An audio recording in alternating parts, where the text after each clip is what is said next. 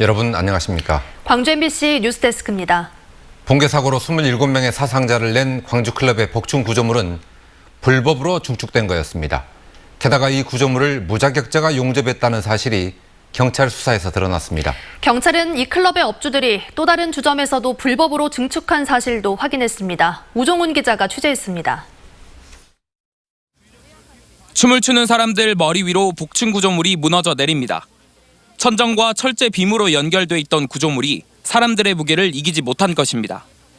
경찰 조사 결과 복층 구조물과 철제 빔의 용접이 허술했던 것으로 드러났습니다. 불안해 보이는 건 사실일 줄고 사람이 너무 많다 보니까 저희 같은 일반 사람들은 건축물에 대해서 잘 모르니까. 경찰이 용접을 시공한 사람을 찾아보니 37살 A씨로 용접을 한 경험도 자격증도 없는 사람이었습니다. 경찰은 구조물 불법 증축에 참여한 시공자와 클럽 내 재무를 담당했던 관계자 등을 추가로 입건했습니다. 이 과정에서 2층 복층 구조물이 어떻게 불법 증축됐는지도 드러났습니다. 당초 구청이 허가한 복층 구조물은 창문과 맞닿은 쪽 객석 용도의 108제곱미터였습니다. 하지만 업주는 객석의 위치를 좌우측 벽면 쪽으로 바꿔 2015년과 17년 두 차례에 걸쳐 불법 증축 공사를 감행했습니다.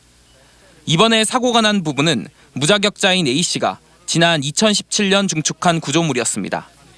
경찰은 이 클럽의 업주들이 소유한 광주시 서구의 또 다른 주점에서도 불법 증축이 이뤄진 사실을 포착하고 정확한 경위를 수사하고 있다고 밝혔습니다. 한편 경찰은 해당 클럽이 춤추는 영업을 할 수 있도록 구의회가 특혜성 조례를 만들어줬다는 의혹에 대해서도 당시 조례를 발의한 구의원들을 소환해 조사하기로 했습니다. MBC 뉴스 우종훈입니다. 제2의 윤창호법이 시행된 지 한 달이 지났지만 음주운전과 이에 따른 사고가 여전히 계속되고 있습니다. 법 시행 전보다는 줄었다지만 여전히 애먼 사람들이 죽고 다치는 걸 보면 결코 단속이 느슨해져서는 안 될 일입니다. 보도에 김양훈 기자입니다. 왕복 8차선 도로에서 경찰의 음주운전 단속이 이루어지고 있습니다. 단속이 시작된 지 30여 분 뒤 음주운전자가 경찰에 적발됩니다. 네, 됐습니다. 0.127 면허 취소 시 나오셨어요. 하룻밤 사이 평균 4-5명이 적발되던 과거와 달리 지난밤 목포에서 실시된 음주 단속에서는 1명만 적발됐습니다. 음주운전 단속 기준을 강화한 제2 윤창호법이 시행된 것은 지난 6월 25일. 이후 한 달 동안 전남에서는 418명이 음주 단속에 적발됐습니다. 1년 전 같은 기간에 비해 절반 가까이 줄었고 음주 교통사고도 39%가량 감소했습니다.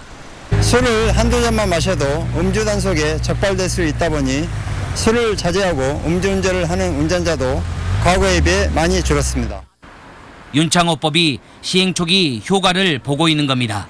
저럼 대리 한 2만 원이면 해결하는데 300, 400 나오는 누가 해요? 안 하지.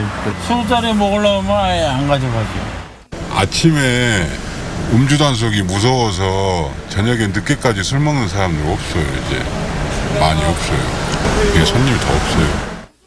하지만 최근 광주에서 발생한 음주 뺑소니 사망사고와 해남군 공무원 음주운전 등 일부 운전자들의 음주운전 습관은 좀처럼 달라지지 않고 있습니다. 경찰은 음주운전 감소 추세가 반짝 효과에 그치지 않도록 당분간 주야간 음주 단속을 지속적으로 이어나갈 계획입니다. MBC 뉴스 김양훈입니다. 음주 뺑소니 사고로 대학생을 숨지게 한 혐의로 28살 백모 씨가 구속됐습니다. 백 씨는 지난 28일 새벽 혈중 알코올 농도 0.158%의 만취 상태로 운전하다 광주교대 앞에서 횡단보도를 건너던 대학생 19살 A씨를 치어 숨지게 한 뒤 달아난 혐의를 받고 있습니다. 오늘 오전 영장 실질심사에 출석한 백 씨는 취재진의 질문에 무서워서 도망갔다며 죄송하다고 말했습니다. 국제 스포츠 대회를 치르고 나서 빚더미 않는 자치단체가 종종 있는데 광주는 적어도 그런 걱정은 덜 수 있을 것 같습니다. 기존 시설을 활용하고 평창에서 쓰고 남은 물품을 사용하면서 수영대 개최 비용을 확 줄였기 때문입니다. 보도에 송정근 기자입니다. 관람객들에게 짜릿한 매력을 선사했던 하이다이빙 경기장이 철거되고 있습니다. 철골 구조물과 수조뿐만 아니라 프레스석 책상까지 모두 임시로 빌린 제품이어서 대회가 끝나자마자 철거하고 있는 겁니다. 하이다이빙 경기장처럼 이번 대회는 예산을 줄이기 위해 시설을 대여해 쓰거나 기존에 있는 시설을 개조해 사용했습니다. 수구 경기는 남부대 축구장에 가설 경기장을 만들어 사용했고 아티스틱 수영 경기장은 리모델링한 염주체육관에 경기풀만 설치해 대회를 치렀습니다.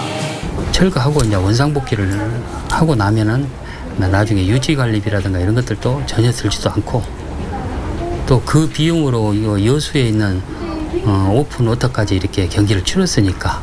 또 주경기장으로 사용한 남부대 수영장은 3,300석 규모였던 관중석을 11,000석으로 늘려 대회 규정에 맞췄고 선수촌은 재건축한 송정주공 아파트를 임대해서 사용해 비용을 절감했습니다. 이번 수영대회에서는 지난 평창 동계올림픽 때 쓰고 남은 휴지통과 차단벨트 등 7억 5천만 원 상당의 올림픽 물품을 사용해 예산을 절감했습니다.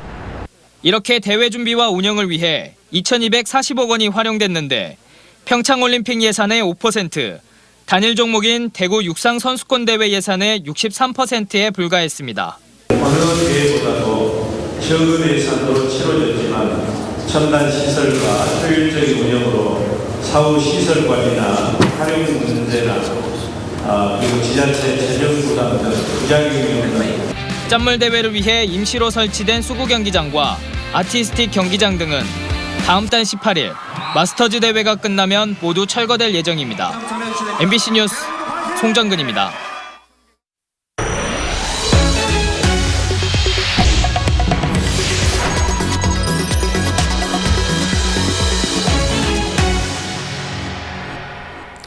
고추를 재배하는 농민들이 열매가 얼룩덜룩해지는 칼라병 때문에 골머리를 앓고 있습니다. 확산 속도가 워낙 빠른 데다 마땅한 치료제마저 없어서 한 번 걸리면 고추밭이 쑥대밭이 된다는데요. 이 병을 예방할 수 있는 유기농 자재가 개발됐습니다. 보도에 이재원 기자입니다. 빨갛게 익어가는 고추에 노란 얼룩이 나타납니다. 한번 발병하면 작물이 초토화될 정도로 무서운 전염력을 가진 칼라병의 전형적인 증상입니다. 아열대성 기후에서 서식하는 총체벌레가 옮기는 바이러스성 질병으로 고추 농가의 골칫거리로 자리 잡았습니다. 다른 고추밭에서는 싱싱한 고추가 튼실히 여물어가고 있습니다. 2년 전 이 밭에도 고추 칼라병이 발생해 모두 갈아엎어야 했지만 농자재를 변경하면서 병세가 사라지기 시작했습니다. 아직까지 여기 일반 약재를 한 번도 안 뿌렸어요, 여기를. 그런데 충이 벌레가 아예 안 와요. 국내 한 농업 벤처기업이 개발한 유기농 자재는 단백질을 원료로 하고 있습니다. 단백질에 미네랄을 결합해 고추 칼라병의 매개체인 총체벌레가 서식할 수 없는 환경을 만들어 바이러스를 차단하는 원리입니다. 30년 가까이 대학과 기업에서 무기체를 유기체로 만드는 일명 유기태화를 연구했던 박사가 제품화를 이끌었습니다. 무기이온에 갖고 있는 특성을 유기물질하고 이렇게 결합시키게 되면 새로운 기능이 창출됩니다. 칼라바이러스 등에 대한 질병을 예방할 수 있고 방지할 수 있는 이런 효능을 나타내는데요. 경기도 용인과 전남 화순에서 농가들을 대상으로 실시한 실험에서도 효과가 입증됐습니다. 유기농 자재를 사용한 이후에 병해충 방제는 물론 수확량도 2배 이상 늘었다고 농가들은 입을 모으고 있습니다. 그 증상들에서 정상적인 과를 달아줄 수 있게끔 그 기작을 눌러주는 거죠. 그 바이러스가 움직이지 못하게. 용인시에서는 내년부터 유기농 자재를 시범 사업으로 농가에 보급하기로 해 기후변화의 고통에 시달리고 있는 고추 농가도 시름을 덜게 됐습니다. MBC 뉴스 이재원입니다. 다음 달 8일은 제1회 섬의 날입니다. 국가기념일로 지정된 만큼 여러 의미가 있겠지만 무엇보다 고립의 상징이었던 섬이 제대로 된 가치를 평가받는 계기가 될 수 있을지 주목됩니다. 박영훈 기자의 보도입니다. 여객선을 댈 선착장 하나 없던 섬마을들. 종선이라고 부르던 작은 배들은 육지에서 배로, 배에서 육지로 승객들을 실어 날랐습니다. 종선이 사라지고 현대식 부두를 거쳐 다리까지 놓이는 개벽의 시간을 건너왔지만 지난 날은 기억 속에 그대로 남아 있습니다. 우리가 종선을 이용할 때 이런 기분들이었어요. 큰 배로 올라타야지만 안전함을 느끼는 그런 기분들이 지금도 생생하네요. 백령도에서 가거도, 마라도, 동해 울릉도까지 이어지는 3,000개가 넘는 섬들은 이처럼 헤아릴 수 없는 사연들을 간직하고 있습니다. 해양을 금지했던 해금 정책과 섬을 비우는 공도 정책, 고려 말부터 조선으로 이어졌던 부정적인 잔상은 섬을 고립과 소외 공간으로 덧입혔습니다. 1980년대 들어 제정된 도서개발촉진법은 선착장 등 기반 시설에 초점을 맞췄을 뿐 주민들의 삶을 면밀히 들여다보는 일과는 거리가 멀었습니다. 짜임새 없이 개발되다 보니까 또 와서 찡그리는 분들도 있고 어떤 분은 와서 아름답다 하는데 그런 부분들을 좀 보완해서 이렇게 섬과 육지가 병합되는 그런 섬마을로 이렇게 만들어 주셨으면 좋겠습니다. 많은 이들이 떠나고 현재 남은 섬 인구는 85만 명. 이제 문화, 생태, 관광, 자원 활용을 위한 일관성 있는 정책을 내놓아야 할 때가 됐습니다. 섬의 가치를 주목하고 주민의 섬에서 국민의 섬으로 만들어가는 출발점에 섰습니다. MBC 뉴스 박영훈입니다. 이틀 전 폐막한 세계 수영 선수권 대회에 이어 다음 주 월요일부터 수영 동호인들의 축제인 마스터즈 대회가 열립니다. 이번 마스터즈 대회에는 84개 나라에서 5,600여 명의 수영 동호인들이 참가해 하이다이빙을 제외한 5개 종목에서 실력을 겨룹니다. 우리나라에서는 110개 동호회에서 1,000여 명이 참가할 예정이고 개회식은 경영 시작 전날인 다음 달 11일 저녁 남부대에서 열릴 예정입니다. 광주 광산경찰서는 세계 수영 선수권 대회에 참여한 선수들을 몰래 촬영한 일본인의 추가 범행을 밝히는 데 공을 세운 무안국제공항 특수경비대 국주영 대원에게 표창장을 수여했습니다. 국주영 대원은 일본인 37살 A씨가 지난 15일 오전 무안공항 보안구역 남자 화장실 변기에 버린 메모리 카드를 찾아 경찰에 인계했으며 카드에는 다이빙 여자 선수들을 촬영한 13분 분량의 장면이 담겨 있었습니다. 오늘 오전 9시 57분쯤 해남군 북평면 교차로에서 65살 김모 씨가 몰던 14톤급 화물차와 76살 이모 씨의 승용차가 충돌했습니다. 이 사고로 승용차 운전자 이 씨와 이 씨의 아내가 크게 다쳐 병원으로 옮겨졌지만 2명 모두 숨졌습니다. 경찰은 화물차 운전자와 목격자 등을 상대로 정확한 사고 경위를 조사하고 있습니다. 한국수력원자력이 최근 영광 한빛원전 4호기에서 발견된 공극은 경납 건물 전체에서 극히 일부에 불과하다고 해명했습니다. 한수원은 오늘 설명 자료를 통해 4호기에서 발견된 1m 57cm 크기의 공극은 4호기 전체 외벽의 0.006%에 불과하다며 일부 환경단체와 언론이 공극을 동굴 크기라고 말한 것은 과장된 것이라고 설명했습니다.